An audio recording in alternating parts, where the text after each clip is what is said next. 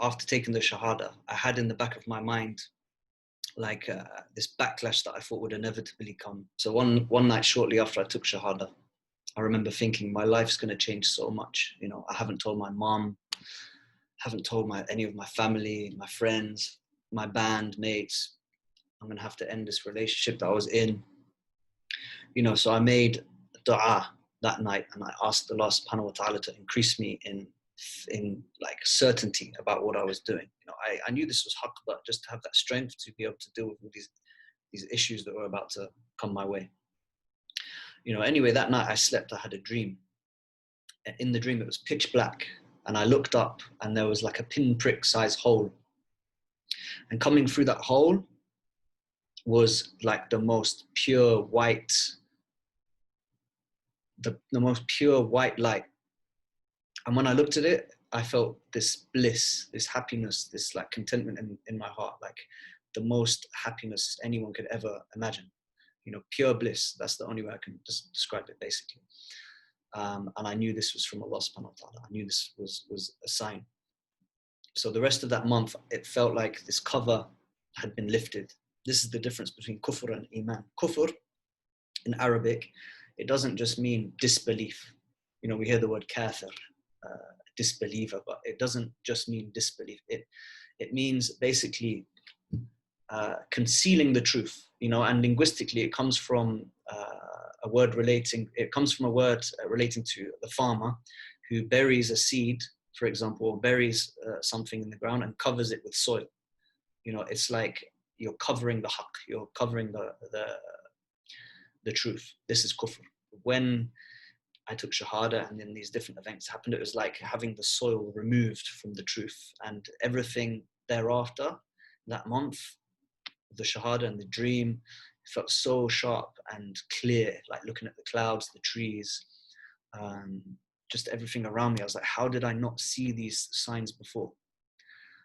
Like I was blind, completely blind. On one occasion, I was told a famous story of someone's interpreted dream about a black and white rat eating a rope, holding a man who was eating from a pot of honey. This rope, he was like holding onto this rope, eating from a pot of honey. I think he was down in a well. It was interpreted that the two rats signified the passage of time, and the rope was the man's life, and the honey was the worldly pleasures. So anyway, after hearing that story, I remember going to IKEA. The first thing I saw as I entered IKEA was like a big box, one side full of black rats and the other side full of white rats. Two baskets separated, stuffed like teddy toy rats, black and white. When I saw that, I was like, this can't be real. You know, I instantly thought about the dream. So many will say this is a coincidence, but you know, we Muslims, we believe in qadr, as I explained, predestination. And this was, for me, these were like big eye openers. Anyway, these events and signs and the way in which Allah subhanahu wa ta'ala opened my chest to Islam led me to look at my life as a musician. The importance and the relevance I gave to music, it became completely overshadowed by what I was experiencing and learning at this time. Our next show came up, despite all of these things, our next show came up, and these were like the biggest shows that we were doing. I was looking into the audience as we performed, and I felt completely disconnected from them. It's like this, they were just mindlessly dancing to this entertainment that we were giving to them, but I felt completely disconnected, and I felt like this was just a complete distraction from what I had discovered of the truth. It was completely insignificant, like I was performing to aliens or something. And I also felt like this feeling of, this is wrong what I'm doing up on stage, despite the fact that I didn't know anything about the rulings pertaining to music and musical instruments at this time. But this was the fitrah, this was the natural disposition, which we believe all people are created with, to believe in the creator. This was like the natural disposition to know right from wrong.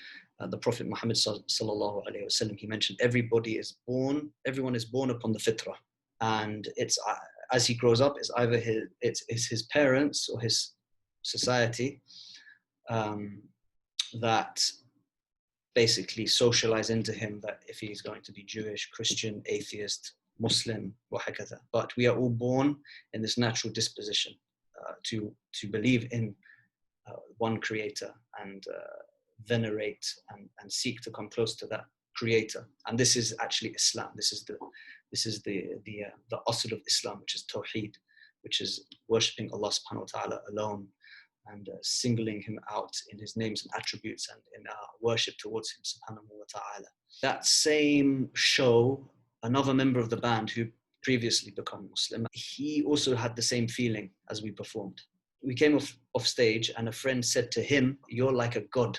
He'd become Muslim before me and he was trying to learn about Islam and it was changing his life. So he knew that this was messed up and that really affected him and he felt disgusted with that comment. And he quickly left the venue and I remember seeing him walking down the road and he looked pale and disturbed. You know, he knew that this veneration that the people had towards him should only be for Allah subhanahu wa ta'ala. So that messed him up. It doesn't matter how sincere you think you are. If you're in that game, in the music industry, people will venerate you in a way that is not praiseworthy. And you're in an industry that is built to facilitate that, despite how pure you may think your intentions are. It's not possible. It's not possible. Akhi, get out. Get out. Ala kulli halin, our next show came and we couldn't, we had the sound check and stuff like this. That individual, he didn't come. The front man of the band, he didn't come to the sound check. We didn't know where he was. We were trying to get through to him. I eventually got through to him and he said on the phone, "I can't do this. You know, I cannot do this." And that was because of the comment from the last show and because he knew that there was a conflict here between Islam and this life that we were living. So some of us went to his house and we sat together and discussed the issue. And in my heart and all that I'd gone through, I knew that he was right. You know, I knew that this was the right thing. Leave this. Allah subhanahu wa ta'ala will look after us. You know, the amount of signs that we saw. So that was the last day I played an instrument again in my life. That was almost 10 years ago. So instead of headlining Brixton Jam that night, we sat up and watched Planet Earth. So that's basically the summary of how I became a Muslim. My life after Shahaadah, my relationship with my family and friends and other Muslims is another story. Because about 8, 9, almost a decade has passed since those decisive events took place. This would demand another video, so maybe in the future I can do that, inshallah ta'ala. Barakallahu feekum.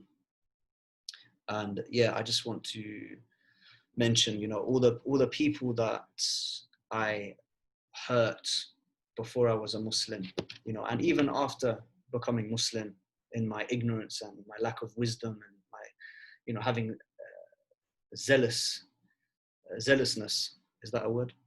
Zealotry, you know, for the right reasons, but my wisdom with dealing with people in the beginning was not very good, to be honest with you. And also before I was a Muslim, people that I hurt and offended and I did wrong to, you know, forgive me. And all those people that I was close with, I haven't seen them for years, you know. You know, I want khair, I want good for all of you. And reach out to me if you want. I'm living in Saudi Arabia at the moment, but I come back after this whole Corona thing is finished. Let's get a coffee, you know, sit down and see how you are. And yeah, reach out, you know, I'm here. You got my email. Some of you maybe have got my email. Barakallahu feekum. صلى الله وسلم على نبينا محمد وعلى آله وأصحابه أجمعين.